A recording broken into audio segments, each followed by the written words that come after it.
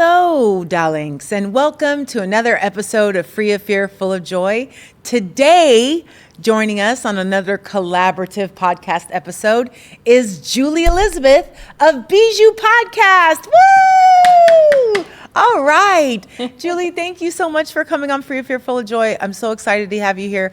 And we have met through friends and have become really, really acquainted. And I really enjoy your energy. And I think you're an amazing person to have met. So thank you so much for coming on the show. I really appreciate you.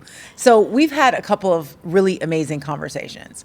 And one of them is about being single by choice, like at a certain age. So we won't get into that. But I wanted to ask you some questions about that because like I have my, I'm married, but I was single in between my marriages and I never thought I would get married again. It is what it is. But I really wanted to talk to you about your personal journey and being single by choice. And can you share a bit of how you embrace being single in your later life? Well, thank you for having me. I'm glad to be here today. I am so excited to know that we have similar podcast goals. Yes. And the main idea of our podcast is similar in terms of joy. I think that's amazing. Yeah. And, it's okay to have similar topics since, we go in different ways to get there. So I'm excited to explore how you do it, how I do it, and combine our shows.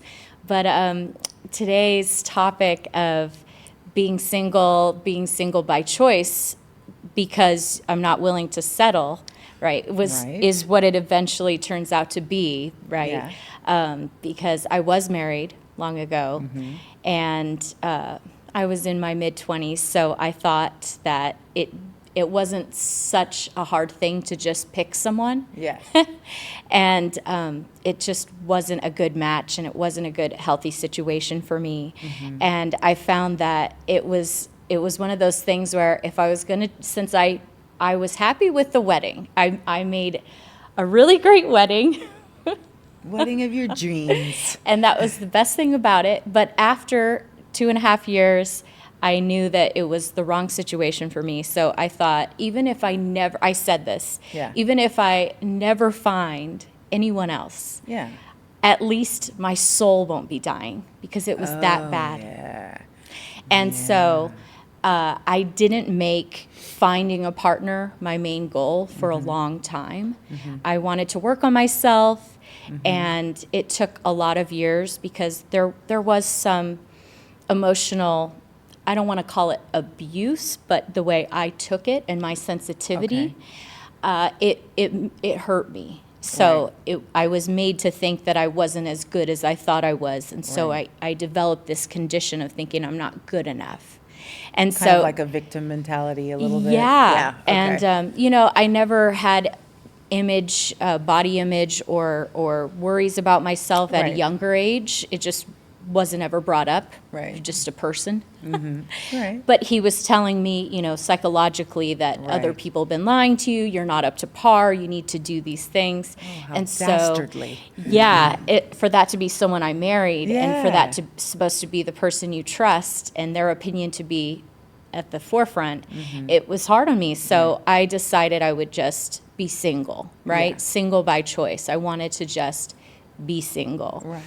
And I think it's been a number of years where I've had time to heal, to grow, read books, talk to friends, connect with people. And where I'm at now, it's a beautiful thing. I go to the coffee shop. I enjoy my time there. I talk to whoever shows up. I have a number of friends that just come in and out. And male and female, whoever, it's just people. Right. But it being that free and not having to worry about partnering up has been a wonderful experience. I know society kind of leans toward that was my next question. Coupling up, and it needs to be, you need to be in a relationship to be happy. And I think I'll be in a relationship if I'm happy being in a relationship. That's So you pretty just much mentioned that. Yeah. You just mentioned that, but that is my next question. Like, there's so many societal pressures to couple up, to partner up. And do you face any judgment from friends and family about staying single? I do. I Okay. think part of it is that it's up to me to be okay with that Okay. because people don't know your experience. They just see it from the outside. And I know for a long time it was like a race, people saying that I need to, time's running out if you have your life plan. I had this grandiose plan, which I thought was really simple, which was I was going to get married, have 4 kids, and I'd be done having kids by 30. Oh, yeah. So I could look spectacular, all healed up, and like I had my 30 kids and I'm before a, 30. Yeah. Your grandmother tells you to have 3 kids before 30. Good God. Yeah. Like, So there has been like you're racing the clock, like how old are you, Mm-hmm. and you get to a point where you say, I thought that was what I wanted, but Mm-hmm. I'm not going to force it, right? I did force myself to get married because I felt like time was ticking. I was well, in my everybody else mid-20s. is getting married. So you Right. feel like if you're not getting married, then what are you doing? All my friends were married before we were 25. Right. And I was the only one that wasn't. And they considered me immature. But they were also very jealous when I was in Jamaica. And they were, pasting a baby across the floor at 22. Right. Yeah. I mean, it's interesting because to this day, I always wanted kids. Yeah. And I work with kids for my job, so I'm good with kids. It's Yeah. not like, I have friends that say, it's not all it's cracked up to be and everything, but Yeah. it was something I wanted, right? Yeah. So for you to say that it's only one way that you can get to happiness Mm-hmm. is not true, because I can say, well, I have had a chance to work with children for my career. Yeah. And the other things like partnership, maybe those will still happen, Yeah. because life's not over. No, absolutely And, not. you get to a place where you start to be okay with it, like either way. Right. So self-care is a really important thing in life for everyone. So how do you ensure that you're meeting your emotional and mental health needs? How do you do that? Well, I do think it's about balance, trying to make sure you have all the elements in good balance, because too much of anything, even a good thing, can become a bad thing. Right. Right? Like working out too much. And I'm sure you've seen people that it's like, Oh, whoa, they've yeah. got some body dysmorphia because Right. I only, usually come in the mornings, and this time I came at night to work out, and they're here too. And you're thinking, Yeah. wow, they're really just working out too much, Yeah. right? So anything can be Yes. bad, but it's a balance of, your food, your exercise, your sleep, your Mm-hmm. Yeah. attitude, Yeah. what kind of inner monologue you have going, Right. right? Because you're shaping, as it is within, so it is without, and you're shaping that Mm-hmm. experience in your mental world. So I really think, the Mm-hmm. Is there any- self-care is not giving too much, Mm-hmm. if you're a giver. I'm a nurturer, Yeah. but knowing everything has its line. Right. Yeah. So is there something specific, like self-care wise, that you're like, for me, it's a bath. Like, I shut out the world and I sit in the bathtub, music, candles, quiet. Yeah. No talking. No talking. Right. So is there something specific for you that's like, I need this to reset? It's really about being in the moment. Okay. But if I need to change a mood, it's going to be through music, Okay. right? I mean, just At a venue? Or? dancing and driving, or dancing That's a in the good one. bathroom from the shower, and just music and dance, it just brings so much joy, changes moods, and it helps you celebrate. It's funny because we've been through some hard times the last few years, and everyone I know is going through a deep dive of their soul. Everybody go get therapy after pandemic. You don't realize how much it damaged your psychological world. Absolutely. Figure did. out what you need. Yeah. But I noticed that I started dancing again, and Oh, good. it's something that it comes naturally, and I haven't been dancing in the shower, and then all of a sudden I'm like, I'm happy again. Like we're getting back to a place where there isn't such a heavy energy holding us Right. down, and starting to feel like it will regenerate. And so it's time for new. Yeah, more boogieing. Anything you can do. Right, exactly. Liven it up. So, what are you looking forward to the most in your coming years? Do you have any like specific goals or anything you're excited about that's coming up? I think the world is our oyster right now. I think a Okay. lot of things are changing. There are a lot of technological changes happening that haven't trickled down to our day-to-day life yet, but will soon Right. in the next few years. And being prepared for that and those type of changes, how to go with the market, and to know if you want to be entrepreneurial in any kind of way, then you know that AI is part of the new future, It sure right? is. And with that are a lot of possibilities, Very true. opportunities and ways for our society to grow, hopefully in positive ways. I don't think it's about leaning back and saying, let them do it all, let them do it for us. Yeah.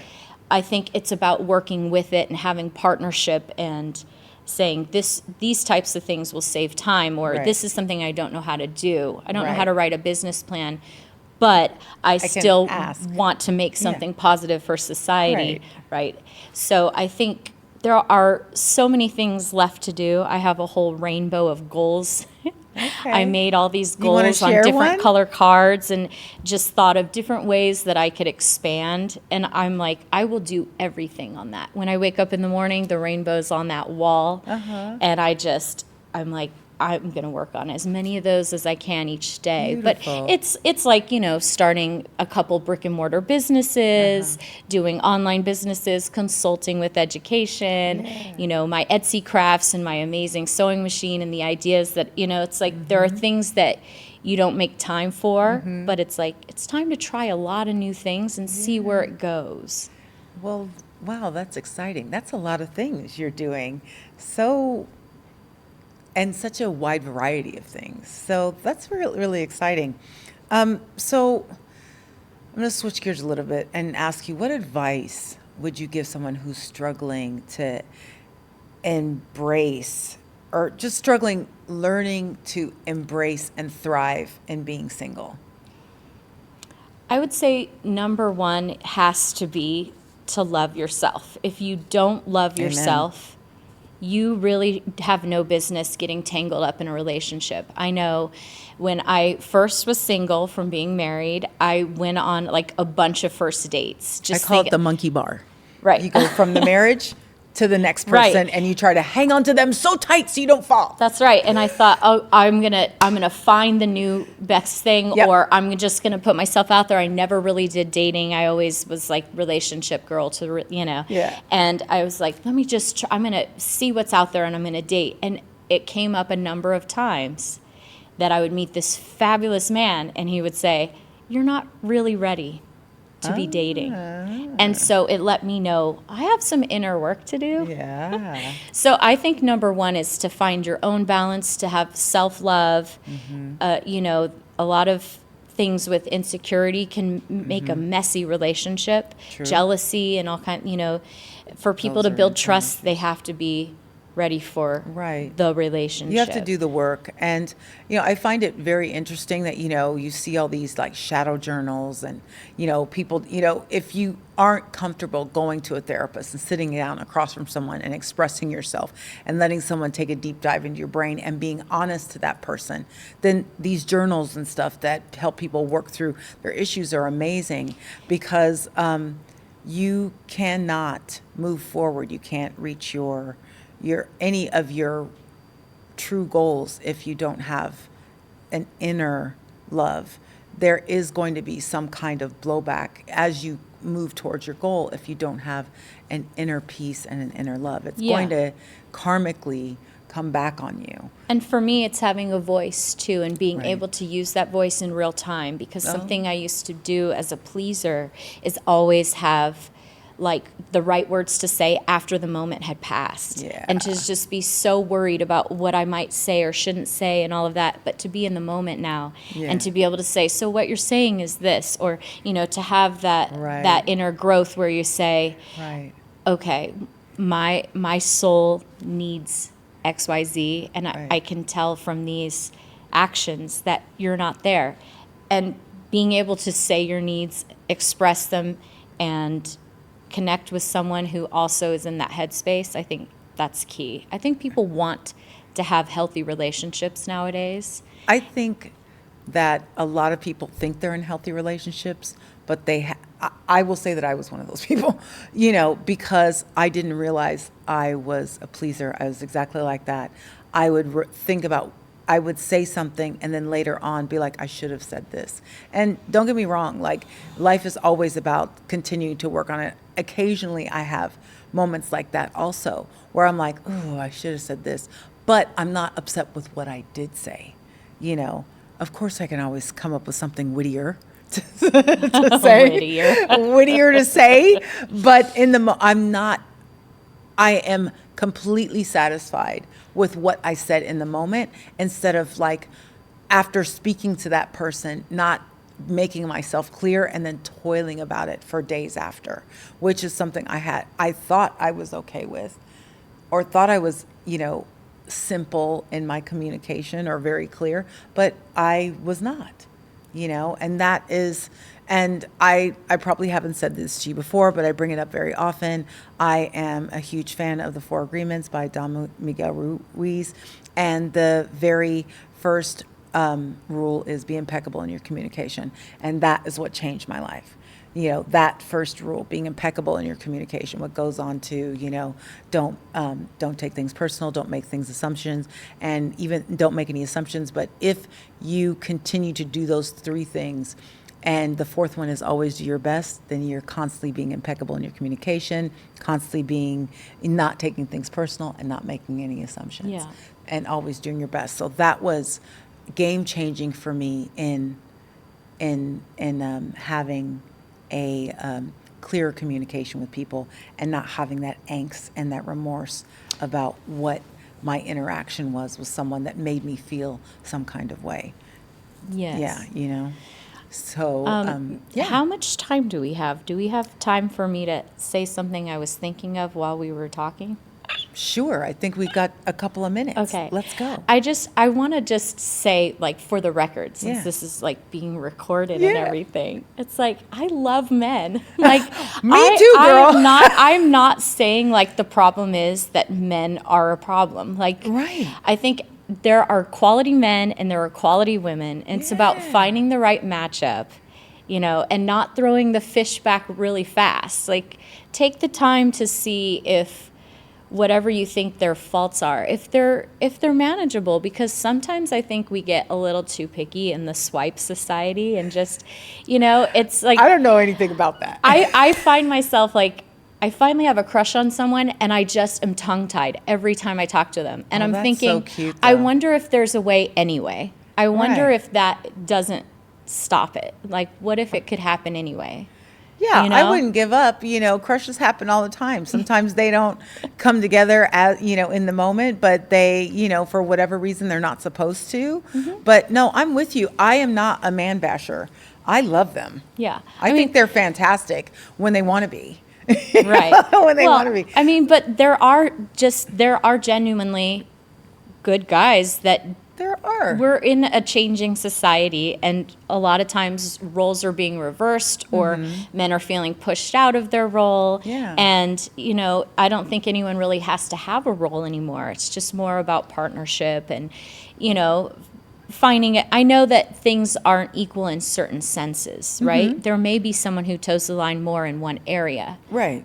But if you can communicate about that, then it could be okay, because you say, well, you pick up more here, I'll pick up more there, in terms of the dynamics of what Right. you do when you are with someone. Right. And in conclusion, I will just say about being single by choice. And I can't really speak to it because I'm not single, but I do remember what it was like. And I do know that if you open your mind up to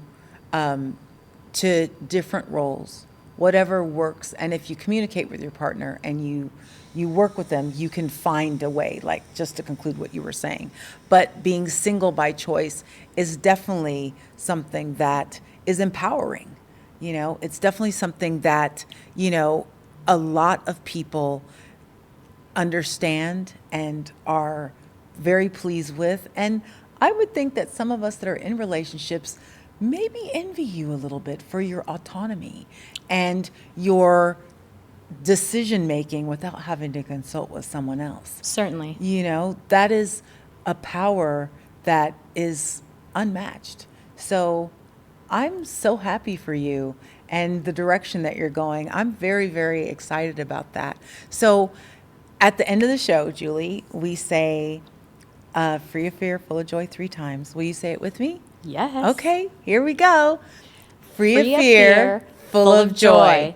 Free of fear, full of joy. Free of fear, full of joy. Bye, darlings. Thank you. Bye. See you next time. Bye.